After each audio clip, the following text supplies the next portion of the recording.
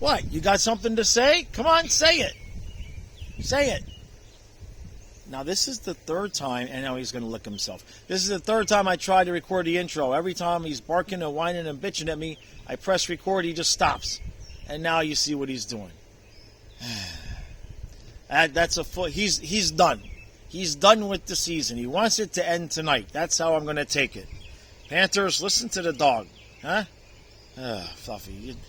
Your on-camera skills have deteriorated over the years. We're hanging overtime! We're hanging overtime! We're hanging overtime! Let's go Panthers! Let's go Panthers! Let's go Panthers! Let's go! Go! Puck drop. And 3, 2, 1. Let's go Panthers! Let's go Panthers! Let's go Panthers! Let's go! Go! All right, Panther fans. Oh boy, here we go, right?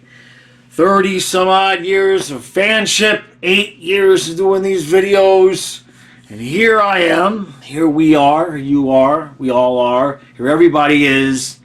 Just, well, I'm wondering if we're going to win the cup tonight. You already know that we have hopefully won the cup tonight. I'm not nervous isn't the word that I would use because I'm not playing. I'm really curious to see how each of these two teams come out. Now, I believe that we saw a little bit of tightness holding the stick there a little bit for the Panthers in the third period the other night, but that might be good. That might be the only time that we're going to hold those sticks a little bit tight. How desperate is Edmonton going to come out at the beginning of this game? Are the Panthers going to employ the strategy of just survive the first period and then get better as they go the rest of the way? I suppose they might do that. They might expect Edmonton to come out firing, and they may lean on Bobrovsky a little bit here in this first period.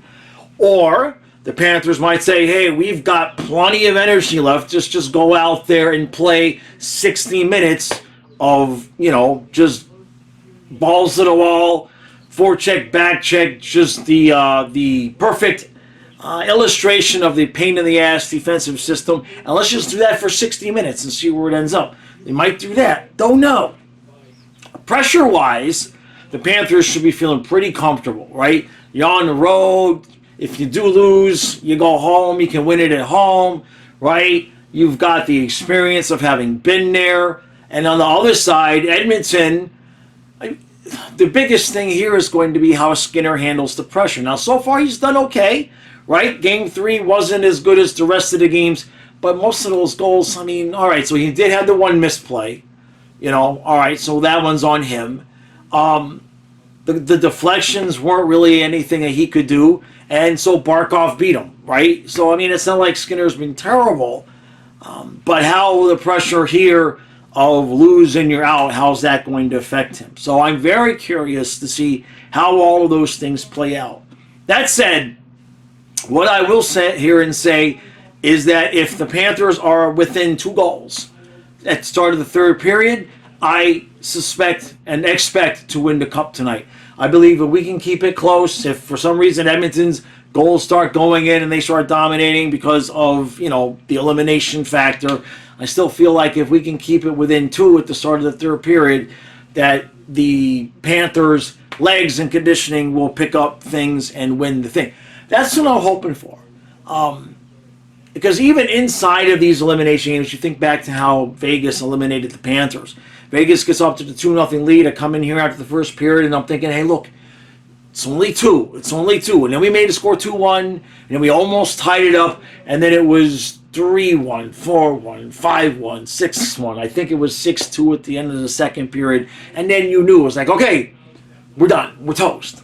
So there's always the possibility that something like that could happen.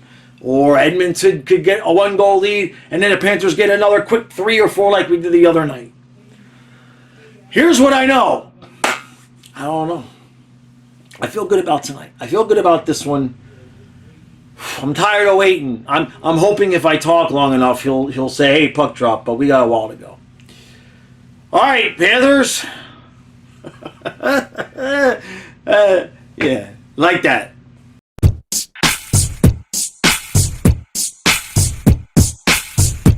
All right, so 3-1 Edmonton after one.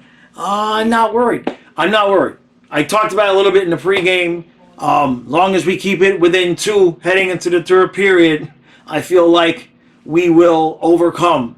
You had to figure Edmonton was going to come out blazing, and they did, and we're helping them out. We're tight. We're making mistakes and everything under the sun. But it's only a 2-goal deficit. We have had some moments where we've played pretty well.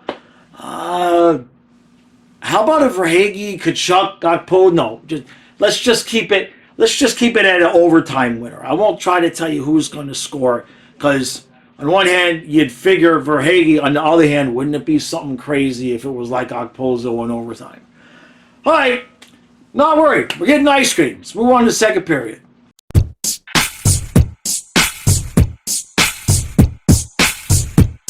All right.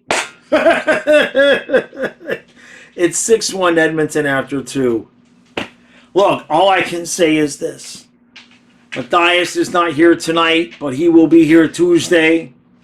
My dad, who is texted and watched with me every game for 2 years while we've been streaming, he's got a fever. He's sick really bad to the point where he couldn't even watch tonight. I'm sure he'll feel better on Tuesday. Poor Dana, who's the biggest supporter of the channel you'd ever want to know. She's at this game. She paid, I don't even want to know how much money. She's at this game. I can't be surprised by this. Now, 6-1's a bit surprising. But the way that, the way the Panthers have played and when they've had a chance to sweep sometimes, last year against Toronto, we lost. This year against Tampa, we got obliterated. And in this game, it's just a no-show. I can't even, at the post-game, there's, not much to say. Bobrovsky got chased. He didn't have it. Nobody has it. You can see it. We're not skating. Passes are off.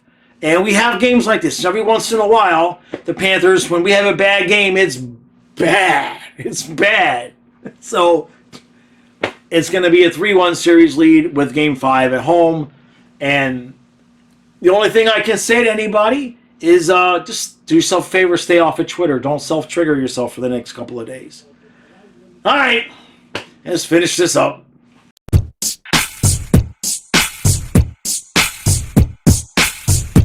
Well, this is going to be short. You already see by the length of the video that this will be short. There's nothing to say here. There's absolutely nothing to say except for they just completely no-showed. The entire team, with the exception of Sam Bennett. Yeah, the entire team, with the exception of Sam Bennett, just no-showed. Everybody just no-showed. I can't. I'm laughing because it's just that bad. Now, we've kind of seen the Panthers every once in a while. Every hockey team every once in a while. But the Panthers play such a tough system. The system is so dependent upon everybody working in unison that when it works, it is a thing of beauty. But on the rare night where nobody has it, this is what happened. This is what 8-1. Jesus. Now look, here's the thing. Don't matter if it's 2-1, 10-1. It's one game. It's one game. I got distracted listening to Kyle's stream. It's one game. We have a 3-1 series lead. We got Game 5 at home. Dias will be here Tuesday night. And y'all who get to go to the games can now go possibly watch team win the Stanley Cup. Your team, our team. You know what I'm saying. I'm searching for words because I feel like y'all are watching expecting me to be angry and upset and animated and all of that. And I just can't. I just can't. We got a 3-1 game. We got a 3-1 series lead in the Stanley Cup final. When I when my ex told me that Matthias wasn't going to be able to go to the game tonight because she was taking him to a Stevie Nicks concert, but I knew he was going to be here Tuesday night, I should have known then. I was kind of like, I bet you we're going to lose now. But I kind of wanted to ignore that feeling because it was like, you don't want to lose. I didn't want to lose. I'm like, look, I love you, kid, but I'd want to win the cup. I'm not going to take any chances. But I kind of had a feeling then that maybe I just should not. I didn't want to bitch and complain about it and make a big stink of it because maybe it just kind of wasn't going to matter anyway. And it didn't. And her concert got canceled at the last minute anyway, so he's at the hotel with her watching this mess. So I texted with him, and so he'll be here Tuesday. So when we had a chance to beat Tampa, what was it, 6-2 that they beat us? Look, Edmonton's no joke. They're not a bad team. We already know that. That's why they're here, okay? Nobody had it. Bob was off of his angles. Ekblad had, like, for all of the progress he's had, I can't even talk for all of the progress that Ekblad has made this year. He's played well. Not tonight. It wasn't tonight. It was just a disaster with those two on the ice tonight. Unbelievable. And,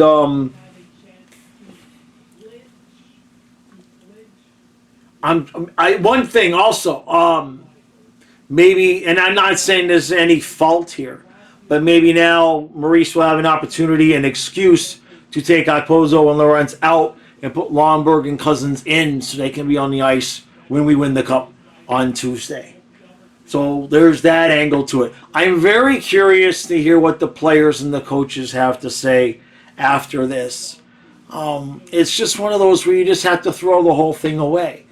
You know, we hit the post early a couple of times. We gave up the shorty. We almost made it 2-2, but the passes were off. The forecheck wasn't ever really there. And Edmonton's forwards were getting back, so we weren't getting the easy deflections. So you got to get, I'm not saying Edmonton didn't play a good game. Obviously, you give them credit. They had to do what they had to do to stay alive, and they did that. And they were aided and abetted by the fact that nobody showed up. Now, the one thing I will say, I don't remember, I'm sure in all my years of watching hockey I've seen it, but I don't remember the last time I saw where two guys in the same team got roughing penalties and made it a 5-on-3 on the power play for a full 2 minutes and nobody on the others. I can't remember seeing that. I mean, I'm sure I did in some garbage year where the Panthers were only going to get 50 points and it didn't matter. But if it happened, I don't remember it. So that ends up being the goal. They finally get a power play goal. Now, Stolarz came in and he did pretty good. He held up for as long as he could until we just quit here in the last 5 minutes, and then they put another couple pucks in the back of the net. I would assume that we're going to fly home tomorrow, which is Sunday, right? Everybody enjoy your Father's Day. Don't let this bother you. Stay off Twitter. That is a direct order.